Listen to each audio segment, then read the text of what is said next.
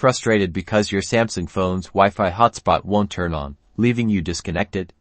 We've all been there, and thankfully, there are several simple fixes that can get you back online. First, let's ensure your mobile data is actually active and working. Swipe down from the top of your screen to open the quick panel and verify that mobile data is toggled on. If it's off, tap it to enable it. Next, let's dive into the hotspot settings themselves. Go to Settings, then tap on Connections, and finally select Mobile Hotspot and Tethering. From here, tap on Mobile Hotspot. Ensure the toggle switch at the top is on. If it's already on, try toggling it off and then on again. This simple reset can often resolve temporary glitches. If toggling it doesn't work, tap the Configure option. While there aren't usually settings here that prevent it from turning on, ensure your hotspot name and password are set correctly. Sometimes extreme characters could cause a minor issue, though this is rare.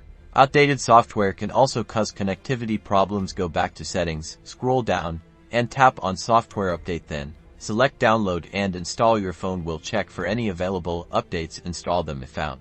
Some power saving or data saving modes can interfere with hotspot functionality. Go back to Settings, search for Data Saver or similar features, and ensure that any aggressive data saving modes are turned off while you're trying to activate your hotspot.